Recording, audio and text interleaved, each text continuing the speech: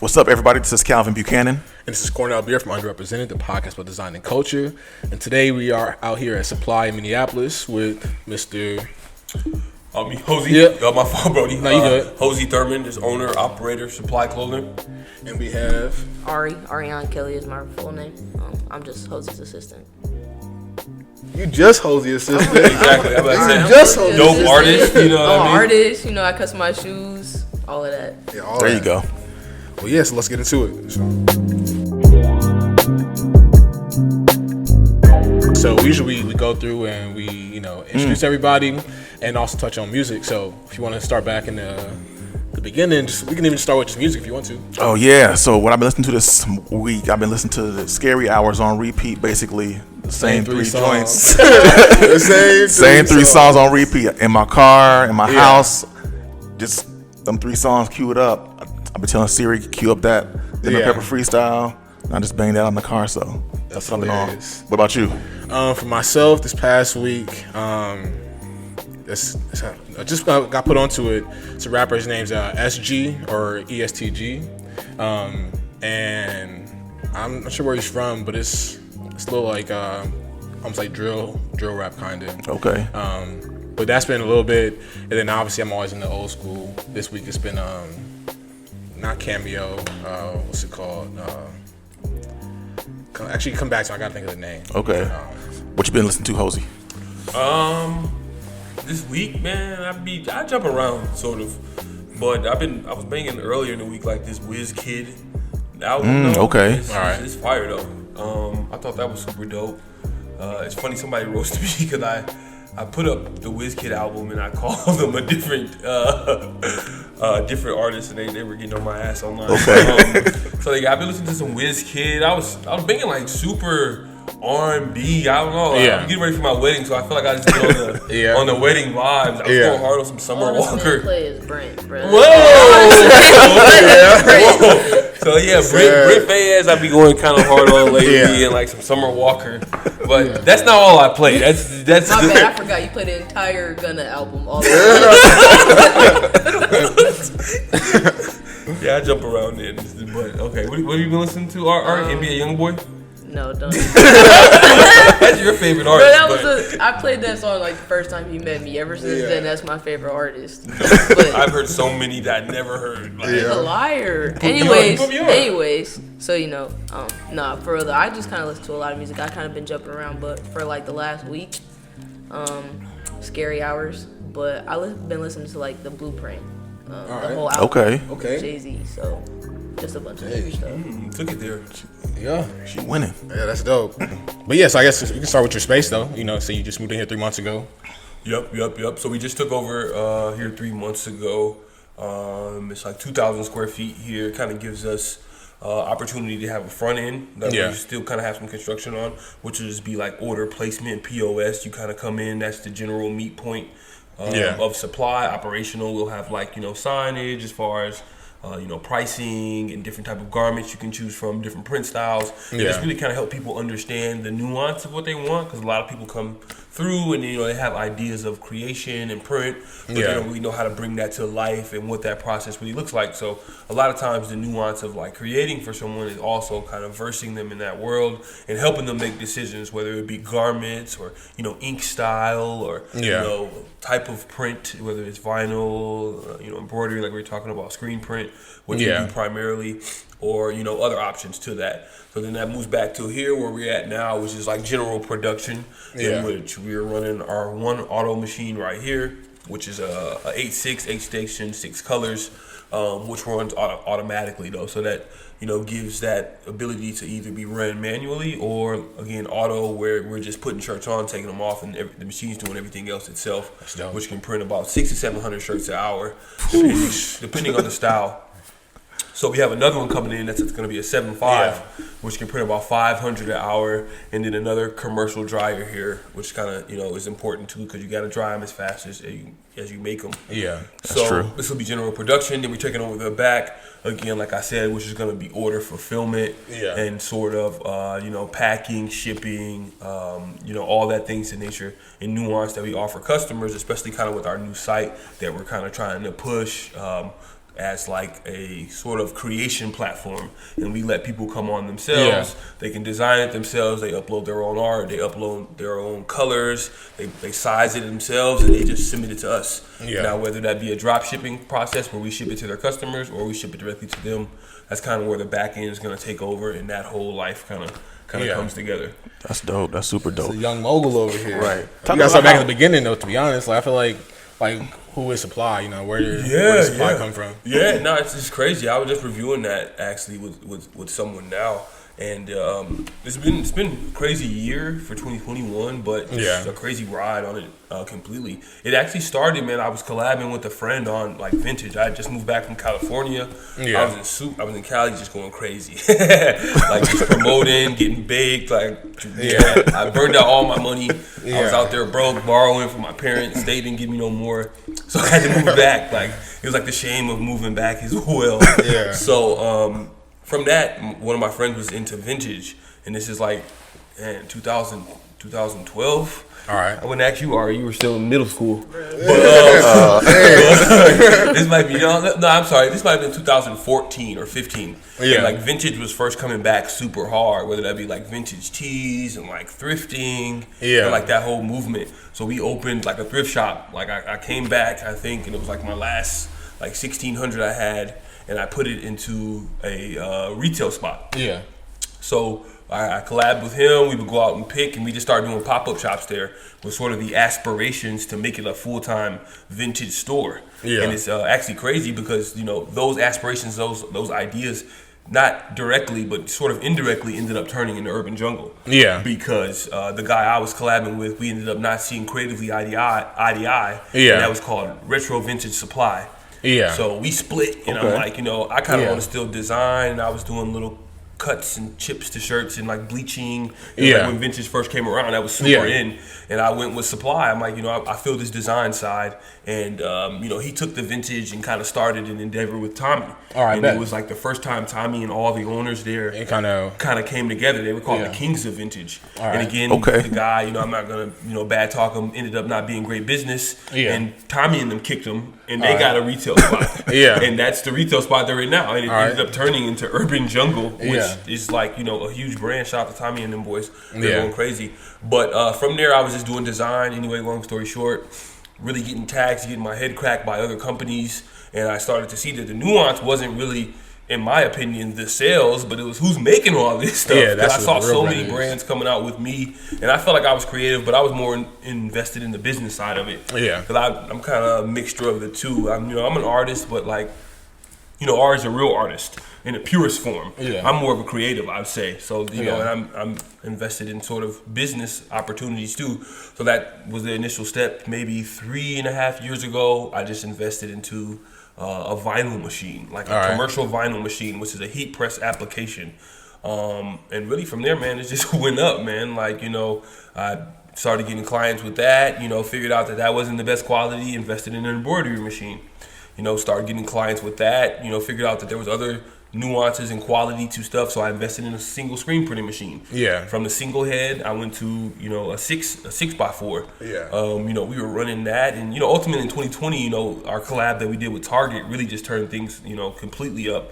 But, from there, that really started to grow and nurtured that relationship, worked with some other shops to be able to help us fulfill, some of the huge runs that we were doing of 50, 100,000. Just kept collabing, and kind of making it work. So then we invested in our own head machines. We're able to do some jobs until kind of like where we're currently sitting now. And, you were asking me what we're working on now. We recently just got a job for like $350,000 in shirts with Target. So like the numbers keep going up. The numbers are growing. So it's a crazy time right now. So we're bringing on probably 6 additional staff members. We got our second auto machine coming over, and we're kind of in a process right now of trying to buy this building instead of renting it out. What we've been doing. So in a nutshell, man, just started out just really trying to get to the other side of the creative process and kind of put myself in more the demand side instead of supply, supply demand, which is like an economic type of view of things. But from there, here we are now.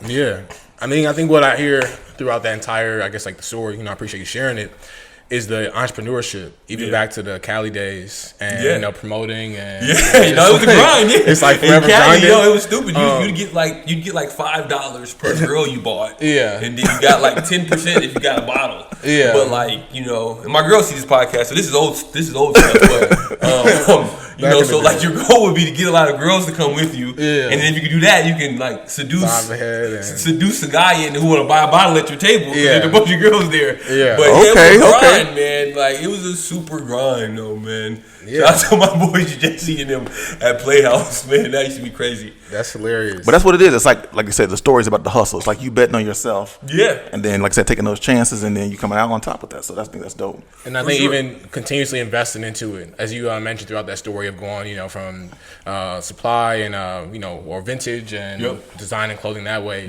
and then increasing those numbers over time to, you know, starting with maybe a run of like a dozen tees to, you know, like you just said, 350,000. No, it's nuts. It's nuts. I imagine that's scary going into that, you know, like. For sure, and that's like kind of like just the scoping of a project like of that magnitude. Yeah. Because, you know, it's $1 million project. Yeah. You know what I mean? And just to be kind of spearheading that from a top sense is definitely an accomplishment, but it's like, you know, definitely a lot of pressure too to like, you know, get things in line. And, you know, lately I kind of just found myself in the middle of constantly running this like operational sense in my head. Yeah. And like trying to show good face. It's a print shop still, because I still have, you know, a whole streetwear community and even like just regular creative community that, you know, hit me up aggressively to create stuff, and I want to still like reach to that market because that's the market that I grew in. But it's like, you know, kind of picking and choosing and trying to just, you know, take jobs that align, but also, you know, keep our main focus on, you know, obviously these larger corporate contracts that we're getting, because, you know, even from a ownership perspective, there's not a lot of representation on that side from manufacturing. You know, there's a lot of representation from the design and from the guy on the front, but from the actual money sense, like who's distributing it and who's getting the contracts, there's not a lot of African American representation on that, and that's really the focus of the company and where I kind of see it going in the future, and really where I want it to be. But and it's a grind right now. So it seems a lot of business out on this side. And I know you mentioned Ari being like the artist. Yeah. So what's your story then? Really, like, I used to play basketball like my whole entire life. I was never really into art or anything like that. Who's better? Who can shoot better? Me. But you don't want to get into that. She's Adam. It get heavy in here. It does, but I have more wins. That would be a fact. No, but he doesn't. I'll say this on the podcast. There is a rim over there. I don't know if he can move that, but I'll officially cook you on the podcast.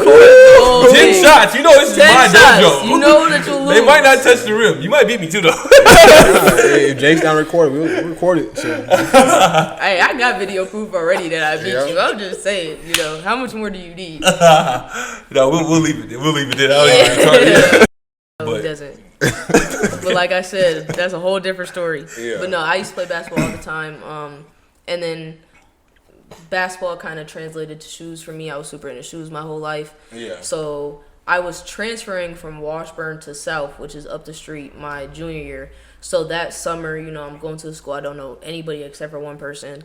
And like, I just didn't really want to go to school looking like everybody else, kind of. So I kind of took up painting shoes, just started watching like YouTube videos and stuff. So that turned into now I fully customize shoes. Sheesh. But I fully customize shoes. I just kind of paint whatever. You know, I've like the last year or so I've been working on canvases, just trying to expand, you know, into graphic design, trying to learn Photoshop, Procreate, a bunch of stuff. So just trying to find myself within the art. I'll say. And it's important too, because you're how old? 20. Exactly. Yeah. So it's really dope at that age. So see, I think that's the big thing. My big takeaway from what y'all speaking about, because like y'all kind of have y'all passions, or you kind of find your niche or where you want to be, and you kind of just latch onto that thing. You kind of grow and kind of, like I said, learn and kind of expand your own kind of your skills and that whatever that section is too. So I think that's super dope of y'all doing that. Yeah, and I think you actually for myself, I actually got to witness almost like both of y'all's like progression. Because I started connecting with you via Facebook. Yeah, through a sole provider. Yeah, I know you through like all the Facebook groups. Pretty much, that's what I was telling him. Just like shoes and stuff like that. Yeah, so like seeing like that custom process of like sneakers and canvas art, and seeing like the growth there and how things like become like just the better quality throughout the time. Then obviously from your end to go from cut and sew jerseys and stuff like that back in the day to for sure running 350K units for Target, like that's nuts, No, yeah, definitely a huge progression. And I just feel like even for you to be working with him right now too at the age of 20, I feel like when you hit your age, that's the goal too. Yeah, he don't even know, but like I really manifested this job. Like I was just working at Finish Line making like $10 an hour. Yeah. Like I was hella depressed. Yeah. And he kept posting the job on Instagram, and like I wanted it so bad, bro. I was literally in my notebook writing it. I wrote it down so that it was physically formed. Like I just manifested the shit out of it. Yeah. And he DM'd me back, and I was so geeked, bro. I can't even lie. Yeah, that's how it happens. And since then, it has been the best experience though. Yeah. And then I guess going back to you, so what do you feel like is like your future? Either not necessarily just here, but either whether sneaker customization or canvas art, or do you see? I've been trying to figure it out, truthfully, but ultimately, I believe in myself enough to where like I believe that if I kind of hone in on my skills, like you kind of talked about, get my quality there, that I can compete with those top customizers, those top artists that that are household names. I believe that one day I could be a household name, basically. So, would you recommend as like a household name right now? Like Mosh, he's a super famous customizer. Dank Left Customs, he's like a legend. They've done stuff for like LeBron, people on that type of level. But then you also got people, Salvatore, Mpls Customs, he's local, I used to see his stuff back again when I was a junior in high school. There's a couple other dudes I follow on Instagram. This one dude, his name is Malcolm Garrett, and he is just cold, but he's just a creative. He's like, those type of people kind of inspire me more because he customizes shoes, but he's so super dope at the photography. He's got style with the clothes, like they do everything, and they're not just subjected to one thing. So that's kind of what I see myself doing. Yeah, that's raw. I was in the mall yesterday, or not even yesterday. It was like 2 weeks ago, and I was in 3rd Degree Heat, and I saw you got some shoes out there too. Me and Brittany got like a good thing going. Like I've been doing that for like about a year now. I think almost a year ago is when I put my first pair in there. She's just been like helping me out a lot, giving me a lot of opportunities and stuff. So shout out to her for real. Yeah, and just like that, it's dope to be like doing that, then also doing your own thing, but also like working here. And this is a resource right here. This man it's a gold mine right here. Like actually, like mentally. Listen, he kicked me all the knowledge. He kicked me all the knowledge. You keep trying to tell me to go to school. I don't got to go to school. He's teaching me. I promise. I swear to God. Yeah. And about that, you don't have to go to school, but with her being so young, I feel like there's a lot of room to grow, Yeah. And even, myself, I'm 32, I'll be 33 this year. Yeah. So just like my own experience and nuances of like living life, and especially at that age, I was nowhere near on my path at that time, even though I was in school at that time. But like, I wish I had an understanding of what I really wanted to do, and I really put that foot forward in school instead of like kind of finding myself throughout school. So I feel like from an artist perspective, she's only 20, you go for a year or two in design school and you learn the nuances to that kind of can connect you in those corporate worlds and understand how to verse that world as well, along with your raw talent. You're out here at 22, 23, moving a lot different. So, don't need school at all. That's real. I see where he's coming from. But for sure. It does help you in other areas though. And, there's no 10 ways to skin a cat or whatever they say, but you'll get there regardless. But so you about to go to school then? All right, that's what happening. Don't let up. But now I think there's a lot of credit to that though. That I feel like sometimes the degree gets you in places that you couldn't get into without the degree. Exactly. And if you can somehow mesh those things together, you can go far. For sure. But you have a vision though too, so I like that you have a vision. Like I know, like Hosie is saying, like I was in college, I didn't have a vision. I'm just kind of moving through college, trying to find my way. But you have a vision where you want to go to. And I went to college at first. Like, I actually went to Anoka. I was going to be on the basketball team, but, like, I just really didn't like the vibe of that. The people that, I felt like were going to make the team kept quitting, and it was getting down to the last couple people. And I just quit, and I went to MCTC to start off, and I did my year there. I ended up finding out I don't even think they made it through the season. So if I would have stayed, that really would have been the best for me. Yeah. But, I went to MCTC, and like it was an okay experience my first semester. My second semester was a really bad experience for me. So like I just didn't go back the second year, but you know, I've thought about it, you know, but like you guys said when you were there, like, you know, finding yourself there, at that point, I'm not going to say I 100% knew what I wanted to do. Even though I was painting and stuff, like I was there for business, like entrepreneurship, you know, they're referring me to all these TED Talks to watch, and I'm like not really learning anything from the teachers, so it was kind of confusing, I'll say. So like for me being there, I just didn't know really like if that was the best place for me to be. Right. You know, like the common saying is like fail forward, you know? And I feel like everybody sitting here can like attest to that. That like all the failures you go through kind of like push you to where you need to get to. And, you know, college, I mean, I think I had the same thing. I failed a few classes, failed a lot of like just bad, just first interaction with people where I just kind of like just didn't really take it that serious. But where I'm currently at in my life, I can look back at those moments and see that those things kind of push me to where I'm currently at today. Yeah, for sure. And college ain't going nowhere. Yeah, it's always The building's been around for thousands of years. Too much money to ever go somewhere. They'll be around. And then do you feel like that's like something in your future at all, as far as like education? Like you put education out to like either like kids here in the community, or you know other artists like Ari that want to get more into like screen printing or see the production side of how you actually run I'm not the sure business because it's kind of like a little bit big business right now for people to drop ebooks and like everything like that. So a lot of people have asked me, am I going to drop like an ebook, whether that be based on like things with printing with supply or like investing and stuff like that.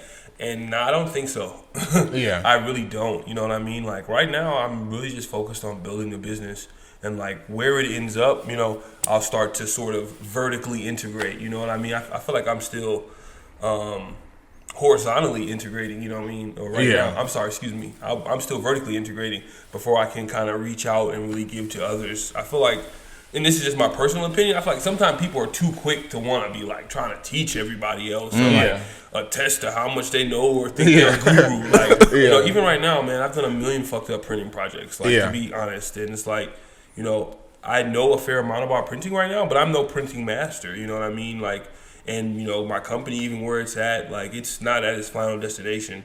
So I feel like I could, potentially at some point, but right now, like in just the speed that things are moving, I'm just trying to ride the wave and try to keep building the company and keep making good decisions, like, and putting our best foot forward as far as like expansion and stuff. But, at some point I would love to kind of like be able to give back and even like just show that like there are other roles within a lot of glamorized things. You know what I mean? Because I feel like the fashion industry and just like clothing itself is a bit glamorized in the sense that you're going to be like the big designer making millions a year, like some fashion run walk. And it's like, it's not really like that. And you can have a lot of success in fashion, but there's a lot of success in, areas of fashion, whether that be from, a marketing sense, a creative sense, a manufacturing sense. And like, there's a lot more ownership and nuances of that.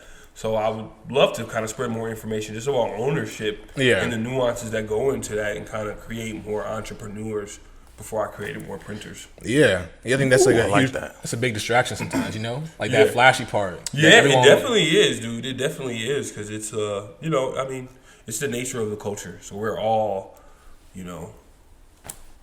taking in the aroma, you can say, you know what I mean? Like we're all a bit, like under the allure, I'll say, of the Instagram. That's what it is. Whole social media and just like how you're perceived and how you're viewed.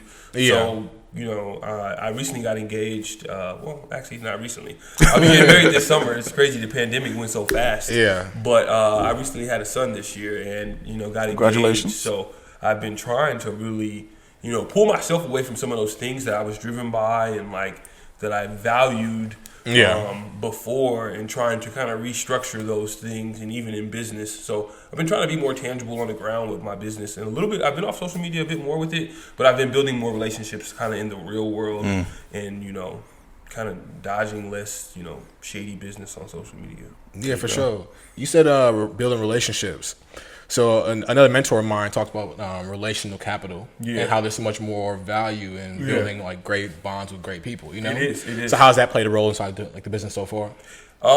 It's played a huge role, man, just from learning. Because I would say like primarily, dude, starting out, like I was so focused on just getting projects out that like my quality wasn't there, and I would like, you know, throw in a janky hoodie here, or like, you know, there would be off placements, and a lot of it was learning because I didn't know, and like, you know, I was strapped for capita, and I'd put up the money and try to have, you know, a razor thin margin to make, and then, you know, you mess up 5 shirts, your margin's gone. And I, you know, didn't have the capita to quite buy full runs again. So, you know, kind of learning from that and seeing the adverse side to it and getting bad reviews and seeing how that can affect you, it really made me learn and kind of, you know, really work on those relationships and try to forge better relationships, whether it be even with like, you know, quote unquote competition, but like larger print shops, and like, you know, learning from other people and being able to, you know, understand that, you know, not everyone's your competition, and, you know, not every dollar is a good dollar, a good business. So, you know, those relationships even within that though are extremely important. And, you know, a lot of times those relationships are what you lean on when you need certain things, or, you know, whatever it may be to connect the dots, man. Because when you're just doing deals or like getting things done, there's always just like, you know, something you got to lean on, or something you may need additionally, whether it be, you know, a connection on, you know, trying to get manufacturing, or a connection on how something's printed, or who someone is, or, you know, a million different things, you know, because it's actually crazy. When I got the first initial deal working with Target, which was a smaller run, it was $40,000. It was right after the sort of George Floyd sort of incident, and I was like doing some smaller printing, whatever, but they were looking for a black printer, essentially. Like they wanted to roll this kind of inclusion out, and they were looking for a black printer. They were like sort of searching. There were none. They couldn't find any. So, you know, someone I know who knew me as a printer actually knew like a young lady whose father worked for Target. And somehow it came down the chain, and they asked him, shout out my guy Keith, you know what I mean? It was Keith. He called me like, yo, Target wants to hit you. He thought it was gonna be 2,000 shirts though. They want 2,000 shirts. I'm like, oh, that's bread, right. That's right. I'm like, okay, Target. I thought he was amping. I'm like, okay, cool. We'll see what happens. You know, and it came to fruition. But again, that's something off just a relationship that ended up, you know, flourishing, and, you know, it ended up taking a lot of work on our end to get to the point we are now. But just the initial interaction was just off a relationship that I had from somebody from, you know, high school living in St. Paul. So it goes a long way, man. It's very, very important. That's super dope. A friend of mine told me it's about people are saying in a room when you ain't there, and that's how you kind of make those connections. It definitely is. It definitely is. Way more important. And then, as going back to Ari over here, you had mentioned, you know, these I guess household shoe designers and their clients. Have you ever had you worked with like a high-end client just yet, or do you have like a certain person in mind as like your dream client to like design a pair of kicks for? Or? I won't say I have like a dream client as much as just like my dream client status, you know, like how I talked about earlier, like, you know. But who just reached out to you though? Oh, well, that ain't really. What you mean? Didn't they reach out to you though? Yeah, but I don't think it's gonna fall through. Come on, you gotta manifest it. You just talked about it. You just talked about manifesting. For the sake of the podcast, who reached out to you? Okay, so the Minnesota Lynx did reach out to me through Brittany from Third Degree Heat. So, you know, shout out to her. But they reached out to you. Yeah, they did. Okay. I mean, you know, there's people you didn't call them. Out to me. Nas Reed, you didn't call them. They called you before. You know, like I've had people reach out to me. Yeah. But as far as like an actual, you know, whole deal falling through, like I've had those conversations with people who have the verified check marks and stuff, you know, but like nobody's really like sent me that pair of shoes, and, you know, we get it done. But like, you know, like I said, I feel like I have a certain quality of work that's, you know, for people, you know, on the higher end, you know, status, but, you know, within the same breath, you know, I still try to appeal to everybody. You know, I still try to do work for everybody, and I feel like my work is for everybody. Yeah, most certainly. Yeah, we're gonna manifest that though too. That'd be dope to work with the links though. It is. They reached out to you. I mean, it's been like a conversation that's been going on for like some months, you know. So like, hey, more pressure. Season's not going. They're not wearing the shoes right now. The fact that they're talking to you before the season kind of shows that that's a preparation factor. I feel it. Yeah, maybe that's pressure. You know, maybe like I don't throw some like concepts together and shoot it over. Just be like, what's up? I'm here.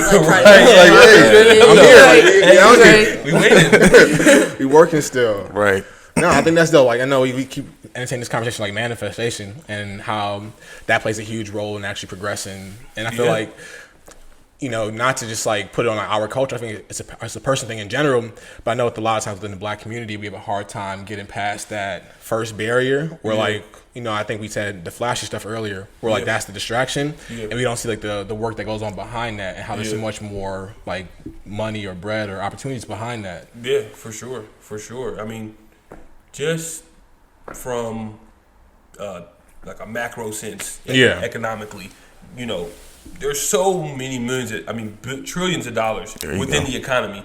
And, some of the industries that we focus on still only represent a very small percentage of that. Yeah. You know what I mean? And, like, there is a caveat of jobs behind things. I think I learned that in L.A., living out there and just seeing how many people were, like, social media marketers getting $100K a year. Yeah. And just, like, all these roles that people were just getting, like, big money. And I'm like, what's the job? Yeah. You know what I mean? And they were just in close proximity to other people with a lot of money. But it just shows that, I think sometimes, we don't give ourselves or allow ourselves enough space to just dream, like, freely and just truly define our own roles. Yeah. And I think that's kind of what happened with me and Supply. I don't know if I came, initially into this as just like, this is going to be a big manufacturing company.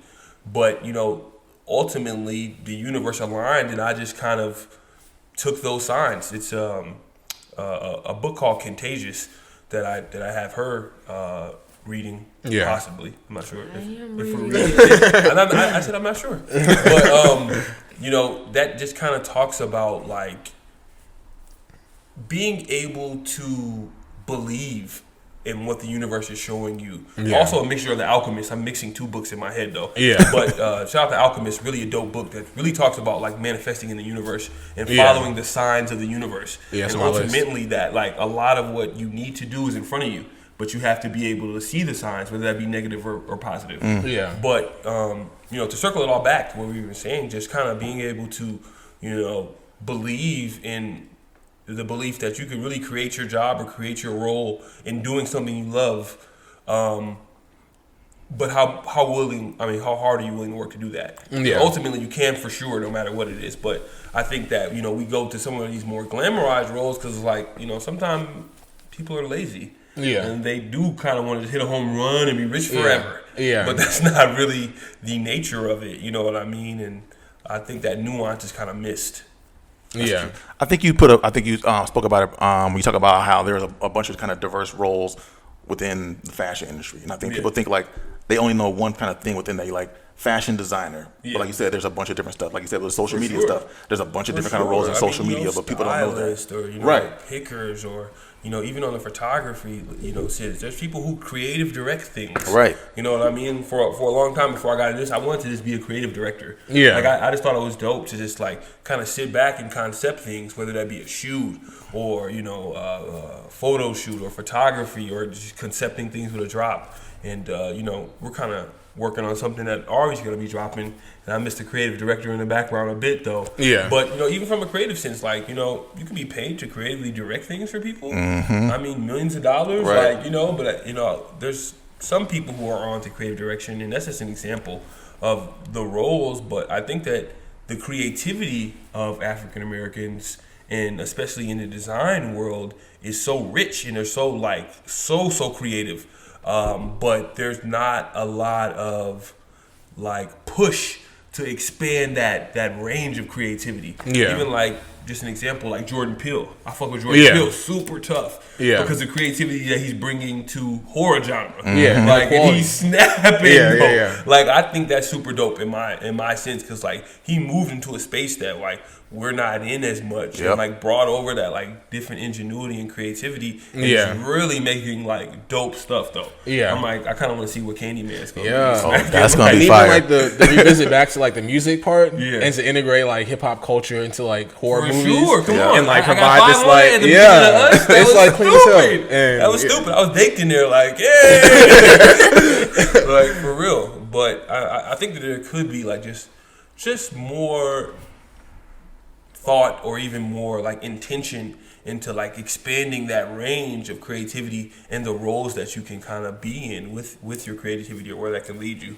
Yeah. And I think a lot of that is exposure too. Like, I don't think people know about these roles. When it goes back to your thing you were saying too, like, people are scared to dream big because you tell your dream to somebody and they're not even familiar with these roles. They're like, exactly, you can't do that thing. Yeah, like, I don't even know what that is. Like, how can you be an influencer or a Yeah. YouTuber or something like that, or a shoe customizer when people haven't even thought of this thing to even like. Before I started working for him, I didn't even like think about the concept of, you know, people have to manufacture all these. Somebody makes the shoes, somebody makes the you know? I mean, even when it comes down to, you know, the Jordans, not like, you know, the retros, but, you know, the newer release colorways. There's somebody's that job is literally just come up with colors. Right. They pass that off to the person who's going to come up with the materials for that color that you picked. Yeah. You're going to pass it off to the person who then, you know, manufactures it. Like, there's so many people that just and that's a six-figure role for Nike. Yeah. Beyond six-figure, you know what I mean? Right. Probably close to $1 million. The person who chooses the colorways for Jordan that drops, I'm sure he's making $1 million a year. Like, crazy. And you sit there and, like, you just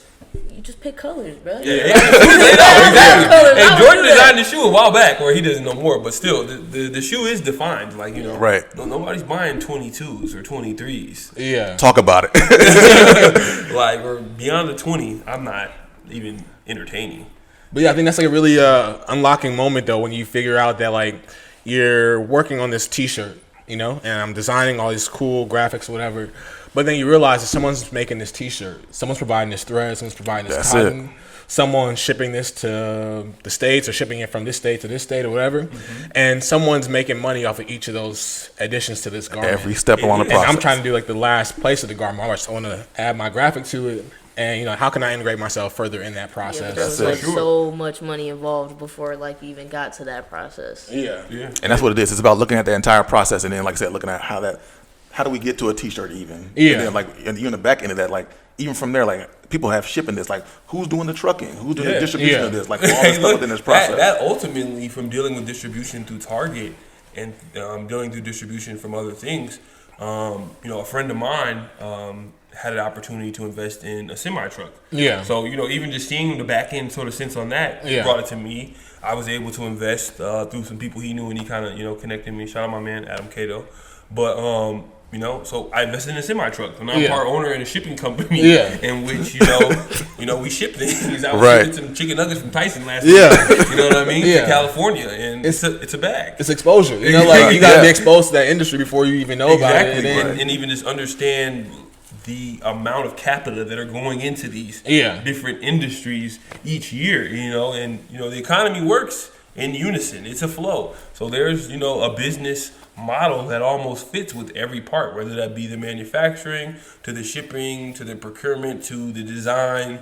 It all goes in a circle, and the only one not winning is the consumer. I'm not saying it like that because we're all consumers. Right. But, you know, if you're going to consume, be someone who's producing or supplying or, you know, plugging yourself into that economic wave. And I think that's more the nuance that we are kind of spreading with supply, even to a lot of our clients, you know, outside of Target. But that understanding of the economy, because, you know, we're working with people who are designers. So they're going out into that world. They're looking to make money. You know what I mean? And a lot of times they're asking us, you know, what do you think this is going to do? And, you know, sometimes we have to tell people, like, you know, that's ass. And it's probably not going to sell a lot of money. It's not going to sell. You know? And I tell people, I don't say it like that. But, you know, I advise people, like, you know, you may not want 200 of those. You may want to start with 20. So you know what I'm saying? He, like, will tell people, like, just... I never thought about, like, pre-orders. People, like, will sometimes do pre-orders before they even, like, go ahead and put up all this money to, you know, create 10, 20 shirts. Then you're not, you know, slanging shirts afterwards. You can just put, like, out the mock-up, you know, if people like it, you know, then, you know, you got the money from the orders. Okay, use that, you know, and produce those shirts. So it's different, like, ways to do it. And I didn't even understand that until he was telling people that. I didn't understand it either till just now, and I'm finna do some pre-orders with y'all now. Well, I love this idea. Ultimately, I want the people who are doing business with me to win. Like, it doesn't do me any really good for someone to come to buy 100 shirts, to sit on them. You know, And then they never the business back. flow is over with, you know. Even from my sense, our customer relationship is deaded right there because they're not in the design world anymore. They're not making any more clothes. When I have successful, you know, customers, that's successful for me. Right. And in which they have to do more printing. So, you know, I try to really help brands and people I work with to, you know, in my eyes and just, you know, what I know, be as successful as possible or bring together the best product. So, a lot of times that happens with me going slower, but I'm trying now to just put our best foot forward with quality and making sure our customers are successful as well, though. Let's sit into that. So I want to talk more about the investment side of this, that you talked about semi-trucks. We can actually just wait till this siren goes away. But you talked about investing in the semi-truck. And I imagine, if you would have seen yourself 10 years ago and said, like, here, it costs this much to invest into the semi-truck business, you'd be like, that seems too steep for me to want to, buy into it right now. So, like, I'm going to just leave it alone. But sometimes that initial dollar amount can scare you away from a lot of opportunity. Yeah, for sure. So do you feel like with your customers, when they come in and they see how much things cost sometimes, do you feel like they're either startled sometimes or what do you think? Yeah. They definitely are. And as much as possible, I try to understand about people and where they're coming from. Yeah. You know what I mean? So, like, if it's my initial interaction and you got a project, most of the time people just send me a picture and say, how much? But if it's my initial interaction with you, or, you're on our website trying to throw something in, I might just ask, tell me about the brand or, tell me about this project, what's going on. And I try to understand the nuance of their project, whether it be, if it's someone's first project, they're going to lead, hey, this is my first time doing the line. Yeah. Here are my aspirations for the line. I'm going to say, okay, this is your first run. You don't have a dedicated customer base. Yeah. You don't have any dedicated people other than, who who will support on your first drop. You don't need 200 to 300. You know what I mean? Right. Yeah. Start with 50. Selling out is never bad. Yeah. Selling out is actually what you want. So, keeping that lower quantity can't hurt you to start out. And I may lead you in that. And, if you come out and you're like, hey, you send me some designs, I already can either look at your social media or, because if it's larger accounts that are contacting me or brands that contact me, they usually do from their social media pages. Yeah. So I can kind of see like, okay, you've been around for some years. It looks like people purchase your stuff. Yeah. You may know the nuances to it. And usually with that, people understand the pricing that goes along with that. Yeah. There's a lot of time that people are more intimidated when they're initially starting out. And that's where we try to lead them into what fits for their budget and their design. Yeah. Yeah, I feel like that, the quality part of it that you say like throughout your career so far and pushing into a place where like quality is the goal is to have great quality. Yeah, yeah. And I feel like with great quality comes like a premium dollar amount. Yeah, and sometimes it definitely does. It definitely does. And I think business-wise, I used to try to avoid that. I used to try to make it as cheap as possible for people. Yeah. But, buying which I didn't understand how much I was fucking myself because then I had to try to, make a Mona Lisa on this fucking, paper mache set. You know what I mean? Like, and I started understanding like, hey, I can't even do premium printing or, bring what they really want to life while cutting, or shooting myself in the foot or undercutting myself or just by bringing with these cheaper products. So it definitely goes hand in hand. But I think, it's tough because initially when you first get in business, all you want is customers. I know from my end, I just wanted to work. I was just looking to acquire customers. So, initially, even from a brand sense, when I was doing cut and sew when I first started out, I wasn't even making money. Yeah, I was at cost at what I was selling them at. I had my seamstress, and luckily I didn't really super have to have that money come back to me. So I was making them for like 50, and I think I was selling them for 55. Yeah, but I had to ship them out for like 6. So I was really but I was cool with that because I was like, I'm gonna have a nicer product at a really low price point. And, I'm just gonna flip and try to get myself as a household name and just get people wearing my products. And then from there, I'll try to focus on the profit. So I think that's a nuance that you do want to pick up also as an entrepreneur and understanding, when's a good time to essentially make your money and when's a good time to kind of cut and try to just get a business flow going or just get some customer base flowing in. Yeah. And, understanding that things will pick up and that, over time, you just get more business, you just become better, you just figure out better ways to market, better ways to acquire business. And the shit gets easier.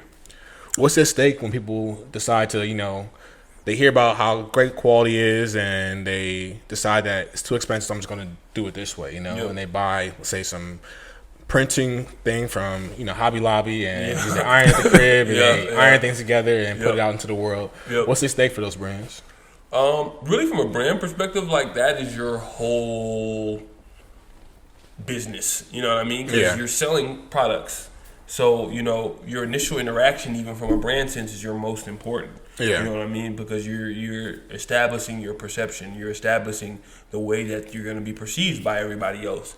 So, you know, I do sometimes tell people to go a cheaper route on their first run. Yeah. Because, you know, you're going to get initial support from your girlfriend, your grandma. You know, they're going to buy it like, ooh, whether it's good or not, in my opinion. Yeah. So, you know, I say, you know, you can do one color design, two color design. But for people, you know, ironing on or whatever, though, especially from, you know, outside of your very close friends and family, you know, you're going to lose that business before you even began. And people's perception and what they say, your social currency is going to be ruined, you know, initially. And that's a very hard thing to build and kind of get back up or overcome.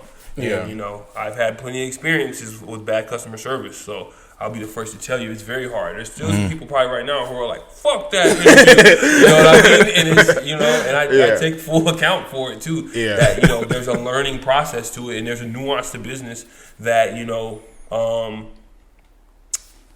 I'm not gonna say everybody's gonna fall on their face, but I am, because I'm just a person who jumps in. Yeah. And I, you know, I'm more hands-on. I don't ask for help. I'm a learner myself, YouTube it myself type of guy. So with that, you know, there's gonna be fuck ups. So, you know, you gotta take the good with the bad, keep pushing forward. You know, if you ever did bad business for anybody, you know, always try to right your wrongs, obviously. Yeah. Or, you know, fix whatever issues there are. But for those brands, though, it's gonna be a tough hill to go up because, you know, the design world is just fluctuating so much now too. Yeah. Even from a brand perspective, you know what I mean? Like, look at this, you know, shirt you're wearing here that Travis dropped. Yeah. It's a hard shirt to keep up with. Pre-order. And it's all pre-order too. It was all pre-order. How long did it take to get? Tell me the truth though. Like 6 months. Like a long ass time. You know? I want that to be on the podcast though. Yeah. Some people want their stuff next week. Yeah. You waited 6 months on that. Yeah. You know what I mean? And McDonald's dropped that. So that shows you that it's not always just about, you know, really the money in distribution, but a million different things though. Yeah. And, you know, you waited and you still like the shirt though, right? Yeah. It's the fire shirt. Today's day one. So. That's day one wearing it. It's day one. You know, it's vacation. Hey, right. Thanks though. But you know, from that lens though, you know what I mean? It's like a ever changing market, and you know, it's important to understand your customer base and everything as well though as a brand. But again, from the design side, there's so many things that are going into brands because so many collabs, so many creatives in the world right now, though, that, you know, it's a tough aesthetic to kind of develop and successfully launch sometime. Yeah. So what are y'all currently doing to, like, market and grow yourselves at Supply? I think y'all it's probably just growing itself right now, isn't it? I'm not gonna lie, man. This thing's in locomotion. We're just fucking trying to surf it and ride it right now. But as far as marketing right now, not much, to be honest. I have my website still shut down. But we've reworked our website now. Okay. And we've kind of made it more, you know, autonomous, meaning that you're going to come on yourself, design it yourself, and just submit it.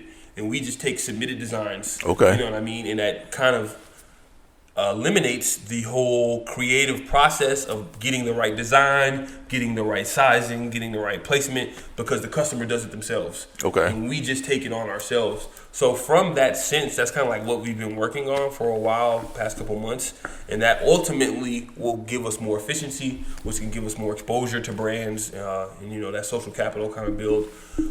But as far as like just direct marketing and stuff right now, you know, not too much. You know, we moved into our own point of sale, but we didn't have that at front. So we got, you know, some signage coming in, which is some old school marketing, some window signage, some, you know, new flyers and stuff like that, though. Yeah. But not too much, just because, like, you know, our outside workflow is going to be super low for the next 3 months. Okay. Because probably 80 to 90% of our sort of work right now is going to be primarily for Target. So we don't have a lot of space right now for other businesses. But we do have some plans for a larger rollout, and just, you know, once we kind of clear this project and get back to just taking on jobs. But, you know, not too much right now, man. It's actually, you know, just trying to keep up with all the business that we're getting. That's dope. All right, you want to talk about your role here at Supply then? I mean, I was hired as his assistant, so really, I mean, right now it's just us two. Okay. So everything under the sun, I mean, anything that he does. I was gonna say she's pretty much a Swiss Army knife. Here, and you know, for me, and we just lost one of our guys for summer painting. He has like, he's been doing that for a while and makes a good amount of money over the summer. So yeah, Ari does about everything. Yeah, and so you're hiring right now, then too, right? We are. We're pretty much hiring 6 to 7 new staff members. So we've got a few people in line, but still doing interviews and stuff right now. Yeah. It's really, really tough to hire good work though. Good employees though. Yeah. It's not as easy as it seems. And it's sort of a delicate process, Slow to hire, quick to fire. It's kind of, how I view it. But we are hiring right now. All right. Yeah, I think that's part of that business growth too, right? That one day you realize that one man can't do it all. Yeah. It's crazy. I saw this super profound sort of me from a business sense because outside of supply now I'm involved in a few other business endeavors.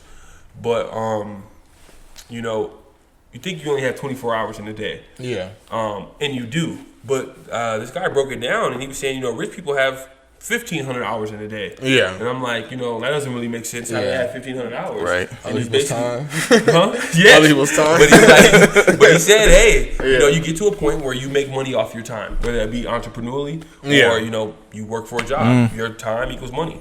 But to the adverse, money does equal time. And you could, with your money, get more time. Right. Yeah. If I have, 16 hours worth of work here in the office, me, myself, I can do 8. Yeah. Ari can do 8, But if I have 50 hours worth of work of office in the day, we could be behind. Or I can bring on somebody who's got 8 hours. Yeah. Right. This guy doesn't have a job, he's got 8 hours. Right. Yeah. I use my money, I bring him on. Yeah. Now I've got an additional 8 hours. You know what I'm saying? So, really just kind of where we're at right now. We don't have enough time to do everything, so we're bringing on people who got time. We're trying to hire them on. I like that. But so just need some more time around here. Yeah, I think that's great. You got any main questions at all, Calvin? I don't, man. This was super dope. Thank you for having us in your space, man. Appreciate it. Yeah, appreciate you guys, taking some time to talk to us about the brand, man. If you guys need anything printed, supply, mpls.com. Follow us online, Supply MPLS, or follow me, Hosie, just, overall moneymaker. But, Ari, you can throw your handles on there too. My customs page is jaquel.customs. I also have an art page, jaquel.art. Pretty much that's it. I did have a website, but I had to shut that down. All right. Yeah, I think you don't even need websites anymore, to be honest. Unless you for sure. Conglomerate like yourself. You actually need to do things differently.